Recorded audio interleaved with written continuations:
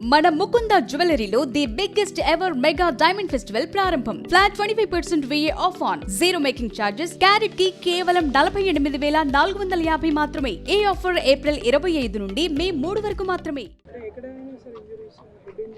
Head injury ఉంది and ribs విరిగి లంగ్స్కి కూర్చున్నాయి. తర్వాత లెగ్ బ్రేక్ అయింది, హ్యాండ్ బ్రేక్ అయింది, మల్టిపుల్ ఉన్నాయి. House wife. అవును. ట్రక్ డ్రైవర్ పైన పోలీసులు కేసు రిజిస్టర్ చేసారు. ఓఆర్ఆర్ మీద పార్కింగ్ అనేది చేయకూడదు ఏ క్వశ్చన్ కూడా, అది రూలు. బట్ వారు పార్కింగ్ చేయడం జరిగింది.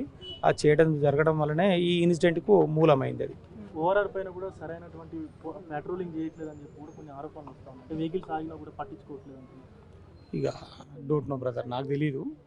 బట్ ఈ యాక్సిడెంట్కి కారణమైతే అతను పార్కింగ్ చేయని నో పార్కింగ్ ప్లేస్లో పార్కింగ్ చేసిండు. దానివల్లనే ఇప్పుడు ఈ 6 చావులకు అండ్ ఒక అమ్మాయి సివియర్గా ఇప్పుడు చావు బతుకుల మధ్యలో కొట్టుమిట్టాడుతూ ఉంది. ఈ 7గురికి అతను కారకుడు అయిండు. కానీ ఓవరాల్లో మాత్రం మేము అధికారులందరూ కూడా మా పరంగా రిక్వెస్ట్ చేసేది ఏంటంటే, ఏ వెహికల్ ఆగినా కానీ ఇమ్మీడియట్గా ఆగకుండా దాని చర్యలు తీసుకోవాలని చెప్పి రిక్వెస్ట్ చేస్తూ ఉన్నాం. ఎందుకంటే ఇట్లాంటి కుటుంబాలు ఎవరికి నష్టం జరిగినా కానీ అది పూడ్చలేనటువంటి నష్టం కనుక అధికారులందరినీ కూడా మేము సవినయంగా కోరేది ఏంటంటే, ఓఆర్ఆర్ ఏ క్వశ్చన్ కూడా నో పార్కింగ్ ప్లేస్లలో వెహికల్స్ ఆపకుండా చూసుకోవాల్సిందిగా మేము కోరుతా ఉన్నాం.